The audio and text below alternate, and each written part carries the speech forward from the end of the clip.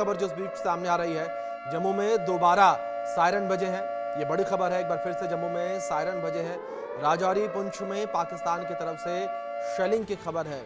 ये बड़ी खबर जो सामने आ रही है, एलओसी के पास धमाकों के बीच जम्मू में ब्लैकआउट किया गया है। तो जम्मू में एक बार फिर से ब्लैकआउट किया गया है, जम्मू क्षेत्र में फिर से ब्लैकआउट किया गया। ये बड़ी खबर है जो निकलकर सामने आ रही है। जम्मू में फिर से सायरन बजे हैं, जम्मू में एक बार फिर से सायरन बजे हैं। राजौरी पुंछ में पाकिस्तान की तरफ से शेलिंग की खबर भी निकलकर सामने आ रही है।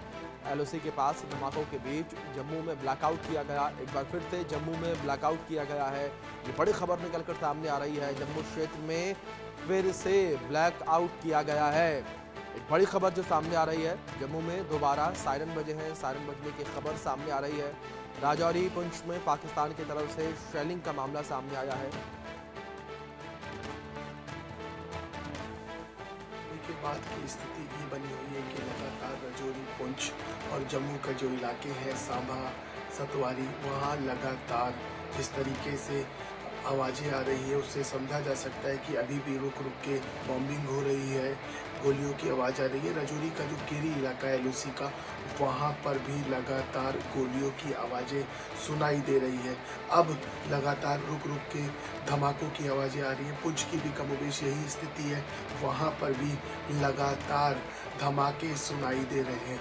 जानकारी ये भी निकल के आ रही है कि सांभा में जैश ए मोहम्मद के कुछ घुसपैठियों ने घुसपैठ की कोशिश की थी, जिनको मार गिराया गया। हालांकि इस पूरे मामले में अधिकारी पुष्टि नहीं है संख्या बल को लेकर, लेकिन जानकारी ये निकल के आ रही है कि 10 से 12 घुसपैठियों को मार गिराया गया है। तो समझा जा सकता है कि जिस तरीके से लगातार पाक नापाक हरकतें कर रहा है, ड्रोन से जिस तरीके से उसने जम्मू का जो सिविलियन इलाका है वहाँ पर निशाना बनाने की कोशिश की थी, जिसको नेशनल डिफेंस सिस्टम है उसने धराशायी कर दिया था, उसने मार गिराया था। और उसके बाद भारत ने अपनी रणनीति में बदलाव करते हुए पाकिस्तान के जितने भी बड़े ठिकाने हैं उन पर लगातार हवाई हमले शुरू कर दिए। जानकारी ये भी निकल के आ रही है कि जितने भी संवेदनशील इलाके हैं एलओसी के, हम स्वयं उन एलओसी पे मौजूद हैं, एलओसी के जितने भी इलाके हैं वहाँ पर लगातार फायरिंग की आवाज़ें, लगातार धमाकों की आवाज़ें सुनाई दे रही हैं। पुंछ में लगातार बॉम्बिंग की, शेल गिरने की आवाज़ें आ रही है, जिसका सेना मुंह तोड़ जवाब दे रही है। फिलहाल जिस तरह की जानकारी निकल के आ रही है, राजौरी और जो पुंछ का इलाका है वहाँ पर रुक रुक के फायरिंग हो रही है और धमाकों की आवाज़ सुनाई दे रही है। इस समय सहयोगी महावीर साहू के साथ दीपक विश्वकर्मा, एलओसी।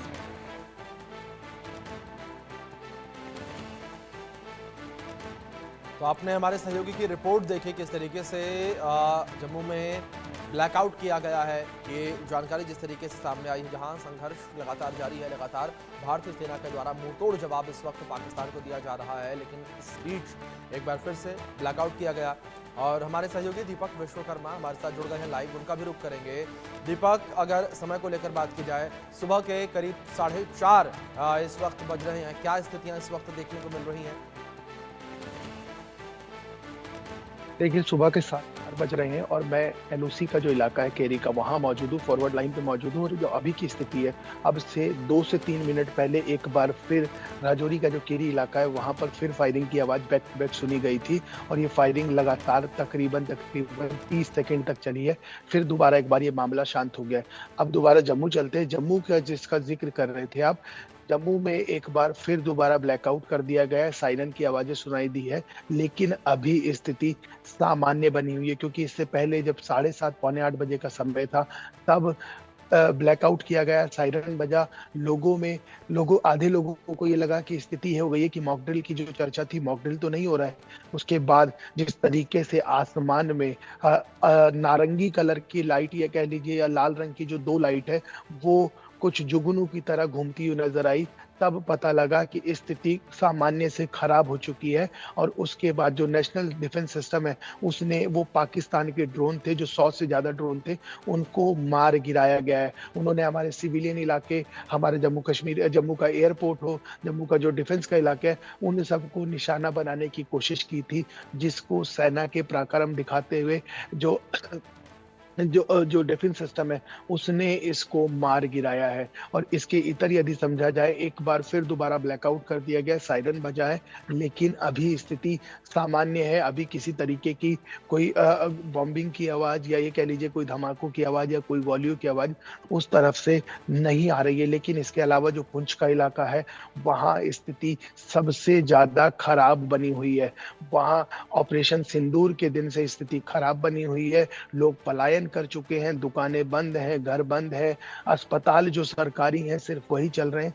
इसके इतर यदि बात की जाए तो वहां पर एक बार फिर माहौल खराब हो गया है, क्योंकि उस स्थिति को, उस परिदृश्य को यदि समझें तो वहां का जो सबसे ज्यादा इलाका है जो वो पाकिस्तान के बॉर्डर से घिरा हुआ है, चाहे वो झोलास की बात हो, चाहे वो देवघर की बात हो, चाहे माल्टी की बात हो, चाहे वो किरीकटा की इलाकों की बात हो, ये वो इलाके हैं जो रेंज यदि समझी जाए, हवाई रेंज यदि पाकिस्तान से समझी जाए तो तकरीबन तकरीबन 2 किलोमीटर 1.5 किलोमीटर के आसपास की बैठती है, जहां पर लगातार फायरिंग की आवाज, लगातार शेल गिरने की आवाज, लगातार धमाकों की आवाज अभी भी आ रही है।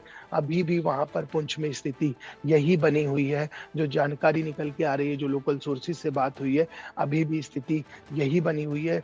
लोगों में डर का माहौल है। हालांकि वहां से बहुत सारी जो जनता है, बहुत सारे, क्योंकि वहां सिविलियन को सबसे ज्यादा नुकसान पहुंचाया गया था ऑपरेशन सिंदूर के दिन, उसके बाद बहुत सारी जो जनता है वहां से निकल के या तो सेफ हाउस में या बंकर्स में या तो उन्होंने पलायन करके उस शहर को छोड़ दिया था।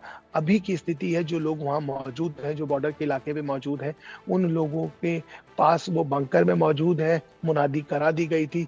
अभी लेकिन जो जानकारी निकल के आई कि पुंछ के इलाके में अभी भी सेंसिटिविटी बनी हुई है। अभी भी वहां पर रुक रुक के बॉम्बिंग की, स्प्लेंडर गिरने की, शेल गिरने की आवाज, और उसके बाद वही पैटर्न जिसका मैं जिक्र कर रहा हूँ, उस पैटर्न के आधार पर गोलियों की आवाज, यही पैटर्न लगातार फॉलो किया जा रहा है। इसके इतर यदि रजौरी की स्थिति समझे तो रजौरी का जो केरी का इलाका है, वहां से तकरीबन 10 किलोमीटर का सफर तय करने के बाद आप पाकिस्तान की ओर बढ़ जाएंगे तो जो दूरी है वो इस तरीके की है।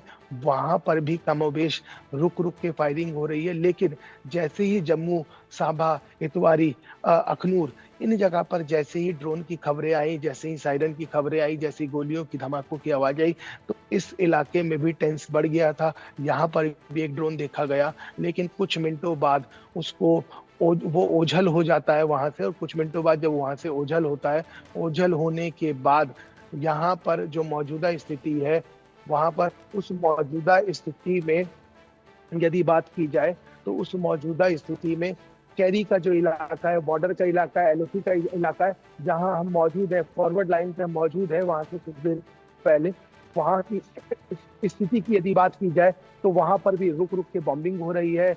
और उसके अलावा यदि बात की जाए तो वहां भी धमाके हो रहे हैं और गोलियों की आवाज तो लगातार सुनाई दे रही है। अब से कुछ देर पहले तक भी गोलियों की आवाज वहां पर सुनाई दी थी। तो ये समझा जा सकता है कि एक बार फिर ब्लैकआउट, और सबसे महत्वपूर्ण बात यह है कि चाहे वो पुंछ का इलाका हो, चाहे वो राजौरी का इलाका हो, चाहे जम्मू का इलाका हो, इन पूरे इलाकों में पूरी तरीके से ब्लैकआउट है, पूरी तरीके से अंधेरा है।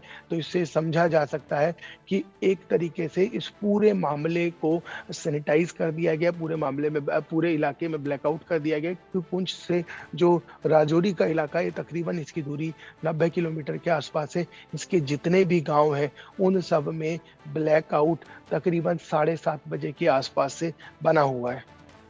बिल्कुल, जाहिर तौर पर जिस तरीके से दीपक लगातार आप जानकारियां दे रहे हैं, इस बीच एक बड़ी खबर और सामने आ रही है, उसका रुख कर लेते हैं। दीपक, आप बने रहे हमारे साथ। ये खबर अपने दर्शकों तक हम पहुंचा दें। अपडेट जो सामने आ रही है, भारत पाकिस्तान टेंशन के बीच PSL दुबई शिफ्ट किया गया है। बड़ी खबर है ये पाकिस्तान प्रीमियर लीग को लेकर।